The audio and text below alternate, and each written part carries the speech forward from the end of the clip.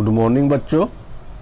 आज आपकी worksheet number 34, date है 28 सितंबर 2021। आज की वर्कशीट आपके सामाजिक के सिविक्स की बुक लोकतांत्रिक राजनीति के पाठ 2 संघवाद से ली गई है। आज की वर्कशीट में हम संघीय शासन प्रणाली की विशेषताओं के जानेंगे। संघवादी सरकार और एकात्मक सरकार में क्या अंतर होता है, इनको पढ़ेंगे। तो आइए शुरू करते हैं आज की वर्कशीट। तो बेटा सबसे पहले आपको जो दिया है वह दिया है संघीय शासन प्रणाली की प्रमुख विशेषताएं, कि संघीय शासन प्रणाली की प्रमुख विशेषताएं क्या क्या हैं। पहला बेटा है विशेषता है संघीय सरकार जो होती है उसमें 2 या 2 से अधिक स्तर की सरकार होती है। एक पूरे देश की सरकार होती है जिसको हम बोलते हैं सेंट्रल गवर्नमेंट या केंद्र सरकार, और एक बेटा जो देश होता है वो स्टेट्स में बटा हुआ होता है, तो उनको एक सरकार स्टेट सरकार गवर्नमेंट होती है जिनको हम बोलते हैं राज्य सरकार।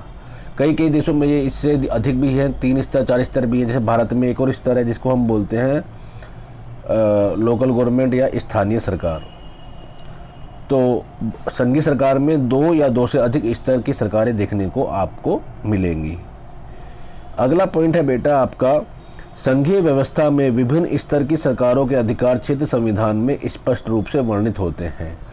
जो आपस में कई बीच में कॉन्फ्लिक्ट ना हो, कोई बीच में लड़ाई ना हो, इसलिए केंद्र के, राज्यों के और अन्य स्तर की जो सरकार है उनके जो संबंध, जो उनका अधिकार क्षेत्र होता है कि किसकी पावर क्या है, कौन कहाँ क्षेत्र में काम कर सकता है, वो सारा का सारा संविधान में स्पष्ट रूप से लिखा हुआ होता है। जैसे अगर हम भारत की बात करें तो भारत में आप देखेंगे इन केंद्र सरकार राज्य सरकार के अधिकारों को संविधान में संघ सूची और राज्य सूची, समवर्ती सूची के रूप में इनके अधिकार क्षेत्रों को बांटा गया है। आगे देखते हैं, संघीय व्यवस्था में संविधान के मौलिक प्रावधानों को किसी एक स्तर की सरकार अकेले नहीं बदल सकती। अगर हम संघीय व्यवस्था की बात करें तो संविधान में कुछ मौलिक प्रावधान होते हैं और इन मौलिक प्रावधानों को कोई भी सरकार अकेले उसमें कुछ भी परिवर्तन नहीं कर सकती जब तक कि केंद्र सरकार राज्य सरकार का आपस में सहमति ना हो। अगला पॉइंट है बेटा, संघीय व्यवस्था का उद्देश्य देश की एकता को सुरक्षित रखना, क्षेत्रीय विविधताओं का सम्मान करना होता है। जो बड़ा संघीय व्यवस्था अपनाई गई है इसका जो मेन उद्देश्य है कि देश की एकता सुरक्षित रहे, देश एक रहे और देश में जो क्षेत्रीय विविधताएं हैं उनका भी सम्मान हो, क्योंकि क्षेत्रीय विविधता वाले देश अपने आप को उस देश से अलग ना समझें। तो ये थी बेटा संघीय व्यवस्था की विशेषताएं। अब हमारे पास आता है संघात्मक सरकार और एकात्मक सरकार में अंतर। ये क्वेश्चन इंपॉर्टेंट है, पेपर में जरूर पूछे जाते हैं बेटा। ये तीनों के तीनों पॉइंट आपके इंपॉर्टेंट है। पहला तो संघीय शासन की विशेषताएं, ये क्वेश्चन भी जरूर आता है। संघात्मक सरकार और एकात्मक सरकार में अंतर, ये भी कई बार पूछा गया है। और ये जो थर्ड पॉइंट है संघवाद के प्रकार, ये भी पेपर में जरूर आते हैं। तो ये तीनों के तीनों पॉइंट आज इंपॉर्टेंट है। तो पहला बेटा आपका है संघात्मक सरकार क्या होती है, जिसमें 2 या 2 से अधिक स्तर की सरकार होती है। एकात्मक सरकार क्या होती है, जहां शासन का एक ही स्तर होता है, बाकी इकाइयों को उसके अधीन होकर कार्य करना पड़ता है। केंद्रीय सरकार राज्य सरकार को कुछ विशेष प्रकार के आदेश नहीं दे सकती है, जबकि एकात्मक सरकार में क्या होता है, केंद्र सरकार जो होती है वो राज्य सरकार को विदेश आदेश नहीं दे सकती। इसके अंदर दे सकती है बेटा, इसमें थोड़ा लगता है मिसप्रिंट हो गया है। अगला आपका है बेटा, राज्य सरकारों के पास अपनी शक्तियां होती हैं और वह इसके लिए जनता के प्रति उत्तरदायी होती हैं। जैसे केंद्र सरकार के पास अपनी शक्ति है, उसी प्रकार राज्य सरकार के पास भी अपनी शक्तियां होती हैं। जबकि एकात्मक सरकार में राज्य सरकार केंद्र सरकार के प्रति जवाबदेह होती है। तो इसमें बड़ा मिसप्रिंट है, इसको थोड़ा सा हटा दीजिएगा आप। अगला है बेटा, इसके उदाहरण है भारत, कनाडा, जर्मनी, जहाँ संघीय शासन व्यवस्था है। एकात्मक सरकार जहाँ फ्रांस, चीन, जापान आदि, यहाँ पर एकात्मक सरकार की आपको देखने को मिलेगी। बेटा अब अगला पॉइंट है आपका संघवाद के प्रकार। ये आपसे पूछ सकता है कि संघवाद कितने प्रकार का होता है। तो संघवाद बेटा आपका 2 प्रकार का होता है। एक को बोलते हैं साथ आकर संघ बनाना और एक होते हैं साथ लेकर संघ बनाना।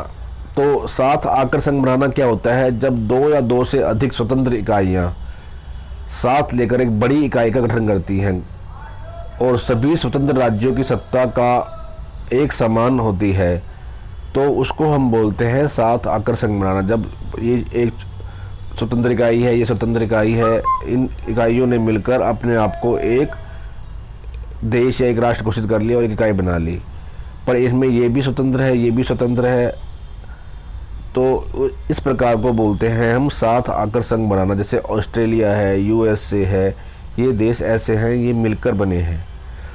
अगला आता है साथ लेकर संघ बनाना। इसमें क्या होता है? जब एक बहुत बड़ा देश अपनी आंतरिक विविधता को ध्यान में रखते हुए राज्यों का गठन करता है। जैसे अगर आप भारत देखेंगे, भारत जो है एक बहुत बड़ा देश, भारत जैसे अगर आप देखेंगे तो उसने अपनी आंतरिक विविधताओं को, भाई यहाँ पर भाषा के आधार पर जैसे गठन किया गया, केरल में मलयाली लोगों का, तमिलनाडु तमिल लोगों का, यहाँ पर आंध्र का, महाराष्ट्र का, गुजरात का, पंजाब का, हमने भाषा के आधार पर उनका गठन किया। तो इसमें अगर आप देखेंगे तो ऐसे राज्य को हम बोलते हैं साथ लेकर संघ बनाना। तो इसके अंदर जो होता है बेटा, केंद्र सरकार थोड़ा अधिक शक्तिशाली होती है, उस पर अधिक पावर होती है, और इसके उदाहरण जो है आप देखेंगे भारत, जापान आदि जो इसके एग्जाम्पल हैं। अब बेटा मैंने आपको बताया था कि इनके अधिकार जो होते हैं जिनसे कि आपस में इनमें कॉन्फ्लिक्ट ना हो, लड़ाई ना हो, वो अधिकार भी इनके बटे होते हैं। अगर हम भारत की बात करें तो भारत के अंदर केंद्र सरकार और राज्य सरकार के अधिकार स्पष्ट रूप से संविधान में वर्णित हैं। और आपको बता दें बेटा, इनको हम बोलते हैं सूचियाँ। ये क्वेश्चन भी इंपॉर्टेंट है, पूछ सकता है आपसे कि सूची कितनी प्रकार की होती हैं। तो आपको ध्यान रखना है कि जो सूची है, सूचियाँ वह 3 प्रकार की हैं। अगर आप ध्यान देंगे तो एक को हम बोलते हैं संघ सूची,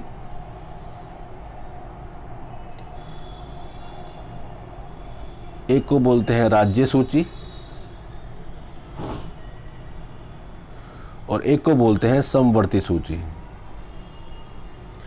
तो संघ सूची में जो अगर आप बेटा अधिकार क्षेत्र देखेंगे, उसके अंदर जितनी भी अधिकार जो शक्तियाँ दे रखी हैं, उस पर कानून बनाने का अधिकार केंद्र सरकार के पास होता है। संघ सूची की सारी शक्तियाँ केंद्र सरकार के पास है, ये ध्यान रखना बेटा आपको। संघ सूची की सारी शक्तियाँ केंद्र सरकार के पास, राज्य सूची की शक्तियाँ राज्य सरकार के पास।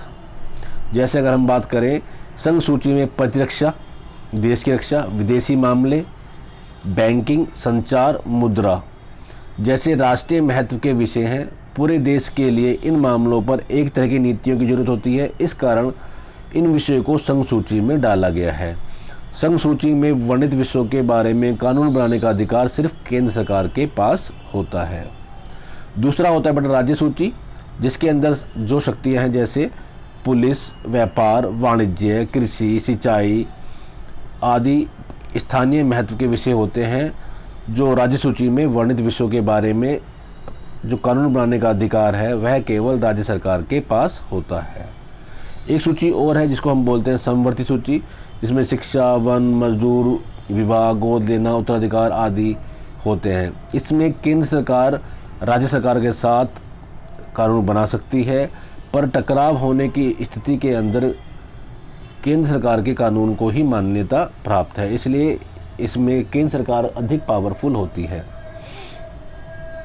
बाकी बचे भी जो विषय इन सूचियों में नहीं है उन पे कानून बनाने का अधिकार भी केंद्र सरकार के पास होता है।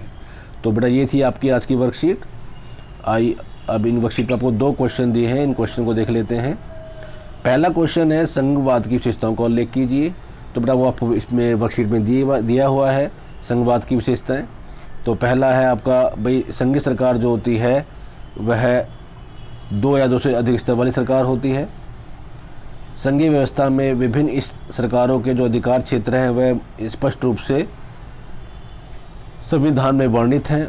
संघीय व्यवस्था में संविधान के मौलिक प्रावधानों को किसी एक स्तर की सरकार अकेले नहीं बदल सकती है। संघीय व्यवस्था का उद्देश्य देश की एकता को सुरक्षित रखना तथा क्षेत्रीय व्यवस्थाओं का सम्मान करना होता है। केंद्रीय सरकार राज्य सरकार के कुछ विशेष प्रकार के आदेश नहीं दे सकती। तो ये संघीय शासन की विशेषताएं हैं बेटा, जो आपको वर्कशीट में भी दी गई हैं, इनको आपको करना है। अगला आपका बेटा क्वेश्चन नंबर 2 है, ये भी आसान सा दिया है कि साथ आकर संघ बनाने के एग्जाम्पल देने हैं और साथ मिलकर संघ बनाने के एग्जाम्पल देने हैं। तो साथ आकर बेटा आपका ऑस्ट्रेलिया, USA, अमेरिका, और साथ मिलकर भारत, जापान। तो ये था बेटा आज की आपकी वर्कशीट, इसको करिए, समझिए। धन्यवाद।